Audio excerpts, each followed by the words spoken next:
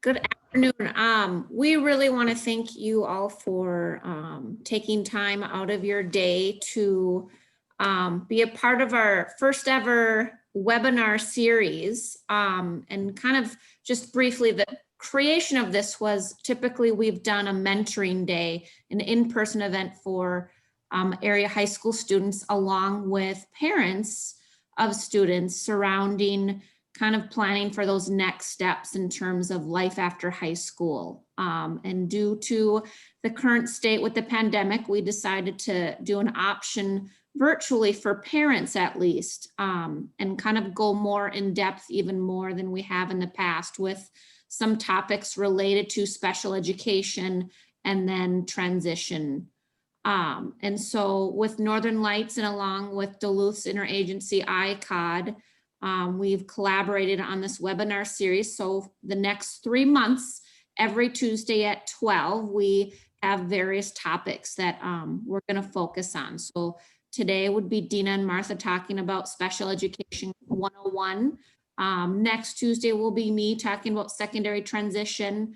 And then following that, we'll have a series based on Social Security, disability, 101 information, and then various other topics in terms of how to attain county supports, vocational rehab services, guardianship, supported decision-making. We have quite a few topics and a lot of agencies and people that are really supporting this first ever endeavor with us. So again, we really appreciate you taking time. And like Shannon said, this will be recorded and posted on the website. So it's always there for a reference. And then always feel free to reach out to any of us if you have questions about any of the topics, or if there's something that we didn't hit on, you can please feel free to ask during today's session, or either emailing us or calling us as well. All right, Dena and Martha, are you ready? We're ready. At least I'm ready. Oh, yeah. All right.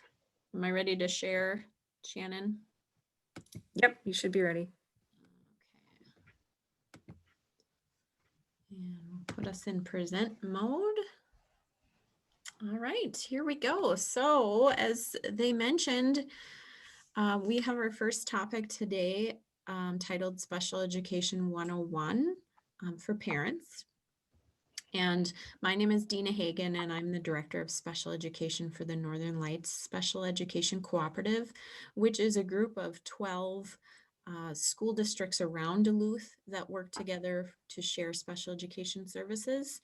And then Martha Lippett is here with us as well, and she is a teacher on special assignment for Duluth Public Schools, as this is a collaborative effort between both the co-op and Duluth. And so Martha and I are going to, give you some information, both from the perspective of the smaller school district and then a larger school district like Duluth as well. Martha, you want to wave so everybody can see you if they have their, if they can see you. There's Hello, everybody. Yep, happy to be here today. All right, so we have some goals for today. One of the main goals of this that I really appreciate is just an opportunity to do some introductions of some leadership, among your school district special education. So you can put a face to a name. Martha works with the Director of Special Education for Duluth, Jason Crane, as well, but he wasn't able to be here. And so Martha, as a very deserving sidekick, is stepping in to share the information as well. So we want you to know who we are out there. And this is a time where we want to provide you with a comfortable place to ask questions if you're comfortable, both live or in the chat, or we'll give you contact information for follow-up later if that's something that's more your style. I want to give you some really essential information about special education. in hopefully an easy to understand way. Sometimes the jargon of special education can get somewhat complicated, and so want to be able to relay the information simply and really just give you some more feeling of comfort advocating as a really important equal part of your child's school team. So those are our main goals. So I have a set of a few slides here, and each slide has kind of a big idea of the world of special education. And so the first big idea we want to cover is what we refer to as child find and referral. And so what I'll do is I'll go through the information, and then Martha will add anything else that is pertinent to maybe Duluth's a bit different in the way that they handle things as well. But generally, special education is regulated by both federal and state laws. So we all follow the same laws, and but within a big system, as I'm sure you know, there can be some differences. So the first thing I want to talk about is the Help Me Grow referral system in special ed.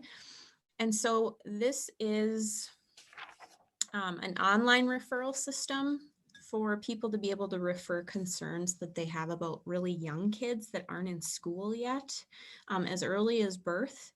In the state of Minnesota, we serve from age birth all the way up to age 21 in special education. So it's an online system, helpmegrowmin.org. And that's where family members, friends, medical providers can make a referral about a concern they have about a young child. And what happens with that is that referral system directs that information to the appropriate person at the school district, which then makes sure it gets to the right team of people to look and try and address that concern and follow up with the family as to what kind of support they might need and what steps they want to take. So that's the Help Me Grow referral system. Again, that's helpmegrowmin.org. The next child find and referral piece I want to talk about is what are called child study teams. We call them CSTs for short. Sometimes schools also have problem solving teams, which do some similar things. But really what this is each school has a group of people that listen to concerns from teachers or parents about what's happening if their student or their child is struggling in school. And so then these teams help formulate a plan to intervene with the issues by making sure that you're communicated with as parents, helping to select appropriate ways to intervene, interventions, we call them, tracking how those interventions are going, and then determining what to do next and helping to plan for a special education evaluation if that ends up to be the end goal. So each school has a child study team that addresses concerns with kids' progress at school. The next child find and referral topic is that public schools are also required in the state of Minnesota to do outreach and find kids that are struggling that are not at public schools.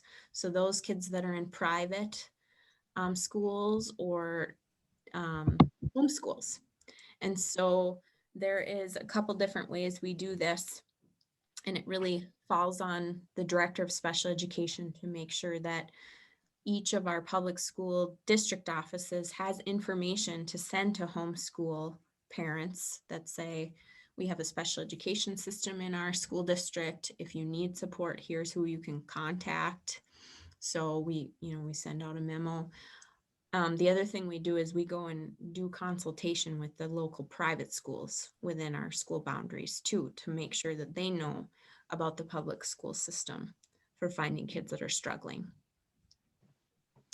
And then the last child find and referral topic I wanted to address is when a parent requests that the schools do an evaluation, a special education evaluation of their child or student because they're concerned. You know, that's a family's right to ask about that process and express concerns, of course. And so a school district has an obligation to respond to a request like that.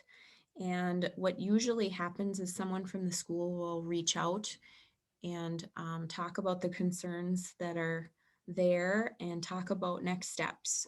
Oftentimes it's a way that the school can do some interventions and try to try some different things, support the concern, see how that goes, maybe try a different intervention and kind of go down a road of support before deciding ultimately that a special education evaluation is the right thing to do.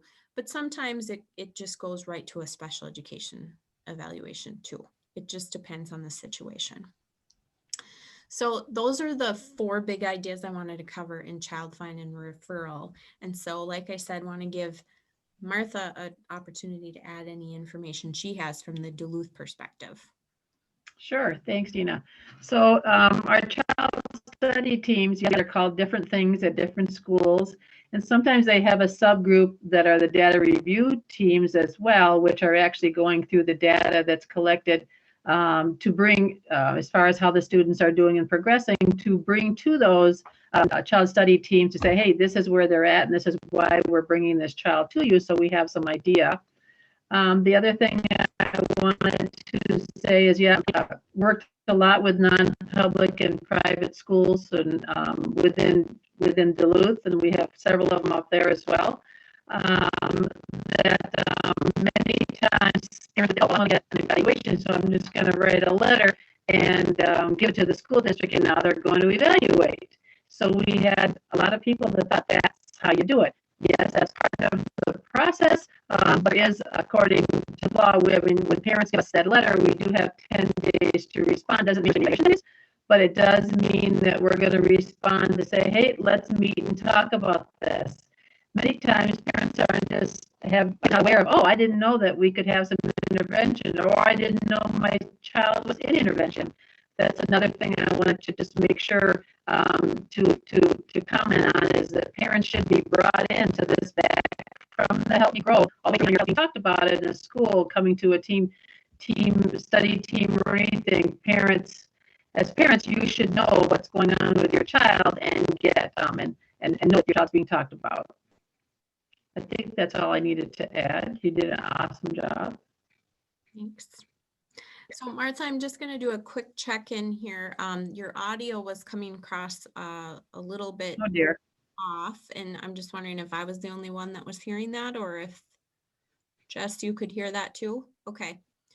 So not quite sure what that's about. I don't know if it's internet related or not. It's probably would be my guess, something through her browser. The bandwidth maybe at her location is enough. Okay. Okay. So hopefully that will. Sorry.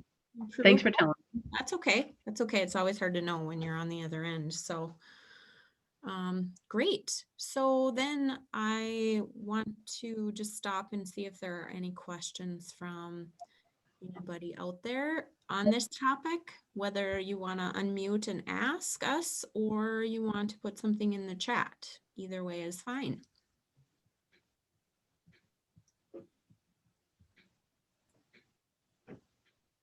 And Jess, you can help me monitor if you see anything come through on the chat. All right. I'm assuming we can move on.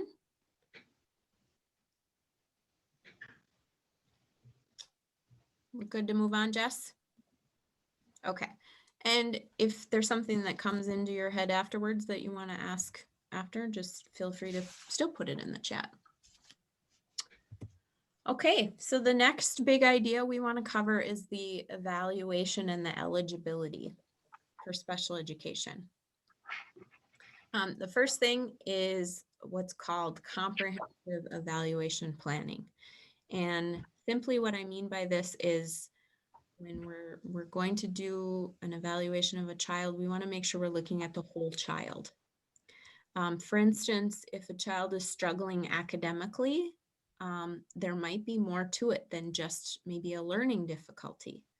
There might be a medical reason. There might be something happening with their hearing or vision. There could be some social emotional concerns that are happening.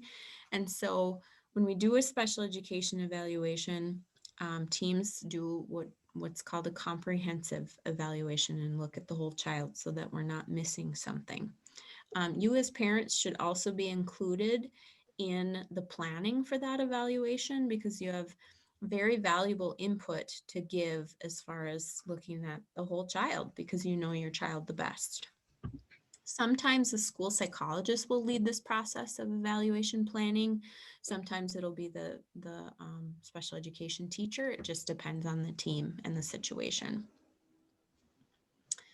So the next topic is 30 school days to complete it. So once a school team starts an evaluation, once they receive your consent or your sign off on it, that it's okay to go ahead, and I'll cover consent a little bit more here in a few minutes. They have 30 school days to complete all of the evaluation procedures that you agreed would happen as a team. And then they have to get you at least a draft of the written report with all of that information and results by the time that 30 school days is up. So there's a timeline for the school to meet there.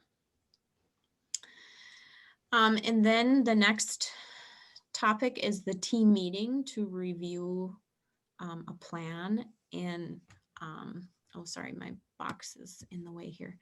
Review, it shouldn't say plan there, it should say results, to review the information gathered from the evaluation and the results. Sorry for that typo. So after the team takes that 30 school days to gather all the information, there's typically a meeting that happens with you as the parent and the people that did the evaluation of your child to get together and talk about what that looked like and what those results were. And there's usually a written report that hopefully isn't too long and too complicated and easy to understand so that you can understand the information that was collected. Again, sometimes the school psychologist leads this process and sometimes it's the special education teacher. And then the last part of the big idea is the eligibility criteria. So to get special education services in Minnesota, students have to meet criteria that's in law. And Minnesota actually has 13 different categories of disability, and each one of those disability areas has its own set of criteria. And so once that information is collected through that evaluation, then the team takes a look at oftentimes more than one set of criteria to see, do we meet any of this criteria for a particular disability area? And sometimes the student meets more than one. And so then the team needs to decide what's the primary disability that we're going to use going forward to create an individual education plan from. Some of the examples of the 13 different areas that we look at are learning disabilities and autism and emotional behavior disorders are some of the more common. And then we have some less common ones like blind or visually impaired or physically impaired. And like I said, there's 13 different categories, many in the state of Minnesota. I also want to touch on if a child does not meet any eligibility criteria. So the team goes through this process and the student doesn't meet, then the team has a responsibility to work with you as one of its members as well to figure out how are we going to support that student in school, because the struggles probably aren't going to go away, but if they can't meet the criteria, it's hard to move forward with special education services. So instead, we need to have a different plan.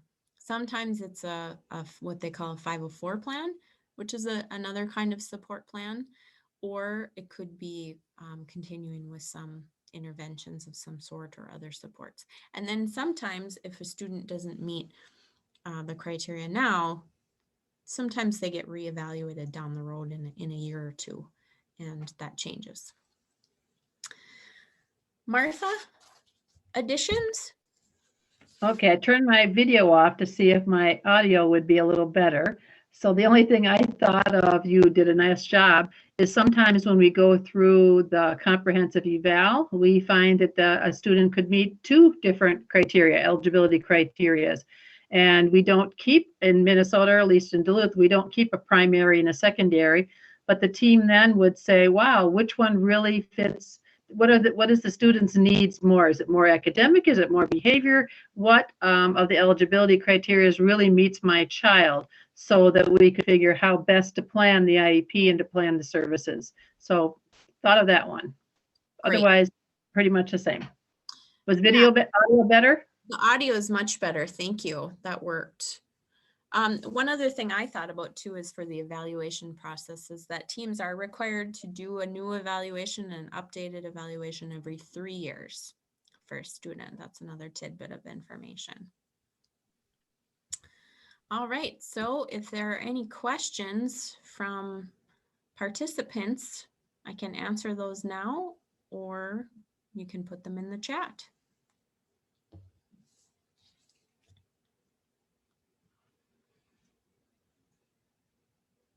Anything, Jess?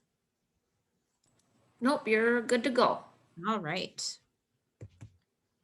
The next big idea is the services themselves. So once a student has been evaluated, a team has figured out that they meet the criteria, then the team's next job is to plan for the individual education plan, or the IEP, as we hear it as. And so this is a process where we take all the information from that report, including where the student's at currently as far as their levels, and then what their needs are. And the team works to create goals, measurable goals, for the student to reach in the next year. And those goals are usually the top priority things that the team wants to work on for that individual student. And those goals are worked on by not only special education services like special education teachers, but sometimes students can get related services as well, which might be people that are on board or services that are on board to support what's happening in the classroom, such as maybe some occupational therapy or some physical therapy, or even special transportation is a related service. And so those are what I like to think of as exactly that, related to what's happening in the classroom so that the student can progress even further. So those services are figured out. And then one of the also most important things of an IEP is the accommodations and the modifications that the student needs throughout their whole school day to be successful in whatever class they're in, whether it's a general education class, whether it's special education services. The team makes sure that that plan outlines what they need to be successful so they can progress in not only the gen ed curriculum, but also their special education goals. All students are general education students first. And so that's very important to remember. When we're planning an IEP, we're not just planning for special education time, we're planning for the child's whole day at school to be successful. The next bullet down, I touched on the difference between special education and related services already. So I'm going to skip to the data collection and progress reports. So now the team has an IEP they've developed. The student is working on it with a variety of people. And those people, whether the special ed teacher, maybe it's a therapist or somebody else, they are then responsible for collecting data on that student's progress along the way. And they have various ways of doing this. Maybe they use a checklist, maybe they use just notes, maybe they use a graph. Somehow they need to be collecting that data. And then when it comes to be report card time during the school year, you it's required that you get, as a parent, a progress report, it's called, along with the report card that says, here's how they're doing on their special education IEP goals too. That's required for you to receive at that same time. One thing I want to clarify is when I talked about the goals in the IEP, the goals that are in the IEP should be measurable goals. And what I mean by that is when you read them, it should be easy to understand what your child is going to work on, what the context of working on that looks like, and what the measurable goal is going to be. If there's a situation where they're only able to do a certain amount of math problems in a certain area, and the goal is they do this many more, that should be clearly identified in that goal. And if it's confusing to you, I would ask about that. And maybe that needs to be rephrased. And then the last thing is just an annual review of the IEP or the plan. The teams are required to do that once a year, annually. Take a look at all of that information, see where the student made gains and was at by the end of that IEP year, and go through the process again. Okay, now is our new goals and our new or our continued goals or our continued accommodations to support that child. Martha, anything to add? Sure, I was just going to touch on related services a little bit. And sometimes, because someone thinks, well, wow, they're getting OT, how come there's no goal for OT? So some related services like social works or speech may very well have their own goal that gets added on to the IEP as a goal that's worked on for a year. You also, if a student qualifies for OT or PT or some other related services, it may be seen in either an objective in one of the goals, or it could be actually in the accommodations as well, as how those services that consult with the OT is going to be helping to support that child to be successful in their classroom. One other thing about accommodations and modifications as your child gets older and gets ready to leave high school, then some of those accommodations and modifications can also help when they enter a post-secondary institution as well, to help them get some support in college. Yes. All right. Thank you. Any questions from anyone? Nothing in the chat, Dena. All right. Okay, the next big idea is your rights as a parent. You have many of them. Some of them I've touched on throughout discussions about the other big ideas, but I want to outline them for sure in this slide so that you have a better understanding. The first thing I want to talk about is what we call the procedural safeguards notice. And you might remember this as each IEP or annually, the special education teacher will offer you a copy of your rights as a parent of a student in special education. It's a little booklet of information, and it outlines actually a lot of the information that we're covering today. But I encourage you to read through that information and just familiarize yourself, once a year, and ask questions about that information if it's confusing, because it can be a lot of information, but it's important to know your rights. So those have to be offered to you at least once a year, just like when you go to the doctor and they give you a notice of certain things annually. It's kind of the same situation. The next topic is what we call prior written notice.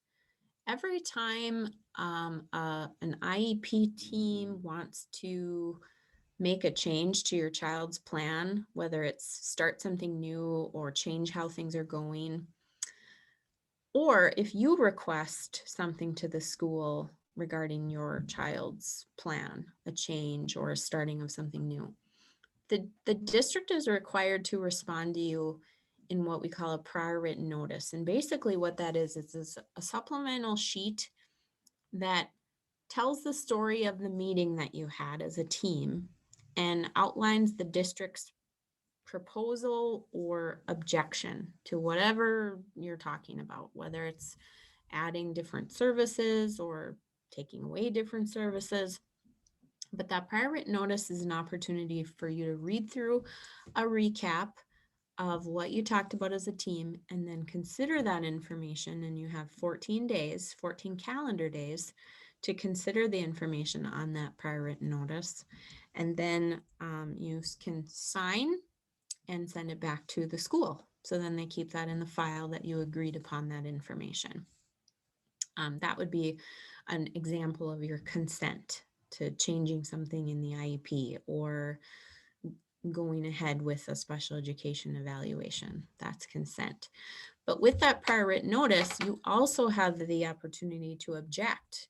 If something doesn't seem right to you or you don't understand, you can check a box on that form that says I object. And then you have two options. You can either ask through that form to meet with certain members of the team again and clarify some things, or you can request what's called the conciliation conference. And that's usually when somebody in addition comes to meet with the team to kind of sort some things out. Sometimes it might be Martha coming as a TOSA. Sometimes it might be a special education coordinator. Sometimes it might be the director of special education like myself, depending on the situation. So there are always times when you need to consent or you can object before a school makes a change to your child's plan. So I covered consent and objection on the slide. I want to just touch on educational records, that you have the right to ask for your child's special education records or any education records that are in their cumulative file in school at any time. The school district has an obligation to protect your child's privacy, and they're not allowed to just share out educational records to other agencies without your consent either.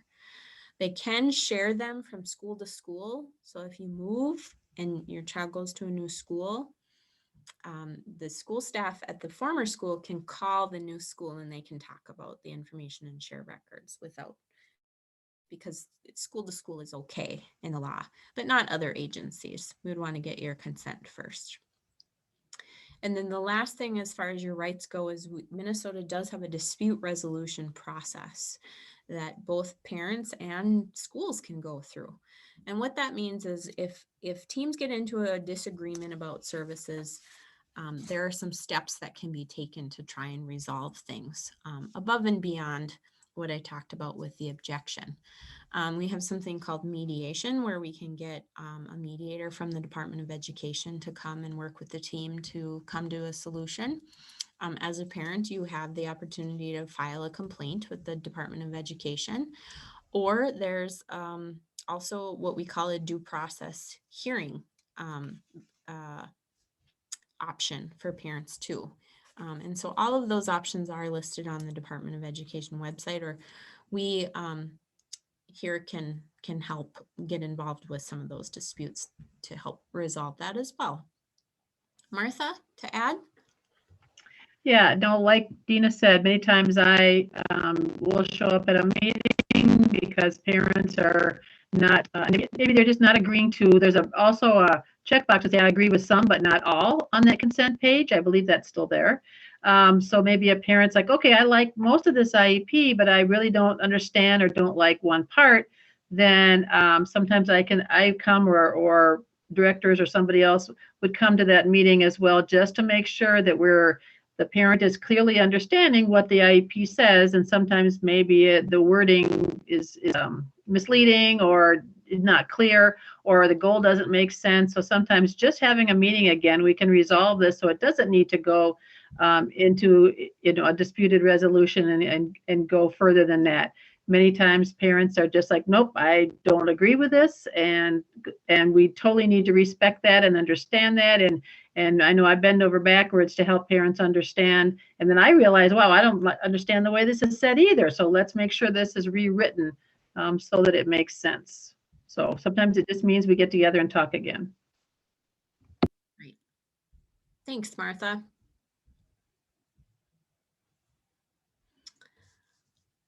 All right. So my final big idea is, where can you go for help? Because I want you to feel comfortable asking for help, because you know the situation the best, and we all, whether you're a parent or not, we all have instincts. We all stick with our gut. And so if something doesn't feel right, I want you to feel comfortable asking for help. And these are, people that can help you, whether it's your special education teacher that's working with your child or the IEP manager. It's always a good place to start, as far as concerns that you have. I have both of our websites listed here. Both the NLSEC.org is the Northern Lights website, and then the ISD709.org /special services. Those are the two websites that have special education information on it. But there's also other people that can support, such as a special education coordinator in our support offices to help with some of that, or a TOSA in Duluth. Martha works with a few other people that provide that kind of support. But also there's us as the special education directors, both myself and Jason Crane in Duluth Public Schools.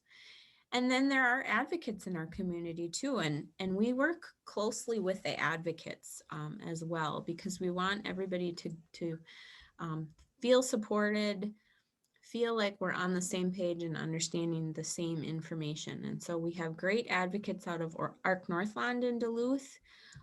There's advocates in Minnesota Disability Law. And then some of you may be familiar with the Pacer Center too, out of the metro area. They also provide advocacy for parents across the state of Minnesota.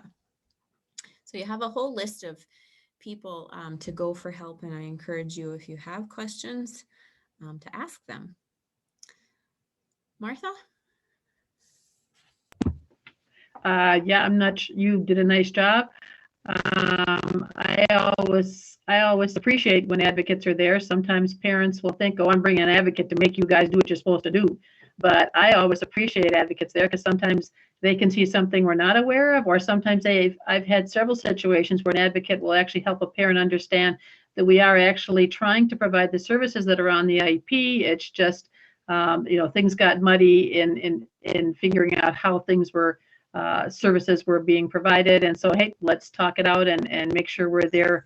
It's all about the best services for the student, and that's what we're all for. So advocates are great. Mm-hmm. That's it. Yes, thank you. So Shannon, for your knowledge and for everyone else's knowledge, this is a slide I added in addition to what was posted on our website for this event today. I'm sure that Shannon will update it, but I forgot to include a slide with our contact information. And so I listed that more out there with not only our names and our titles, but if you're wondering about the Northern Lights Special Ed Co-op, these are all of the small school districts that we serve in our area. If you're following on that list, my phone number is there with my extension, and then my email as well. Phone is the best way to reach me. Email works, but it's just a little slower because the email, it gets to be a lot. And then Martha's contact information is there as well. And then of course those websites I shared with you. And just so you know, that is my office and my office line and my email. I am working from home right now. So if someone calls and leaves me a message, I have it so it hits right to my email, and I hear the whole message and can certainly give anybody a call back that leaves a message at that location. So either way, email, I mean, the voicemail is going to get to my email anyway. So email is great too. Great. All right, so I believe that is the end of the information that we had to share for Special Education 101 for parents. I'm just going to double check to see if there were any questions. All right, I really appreciate, although we had a small group today, anytime I get the opportunity to talk with a parent, or talk to a parent in this case.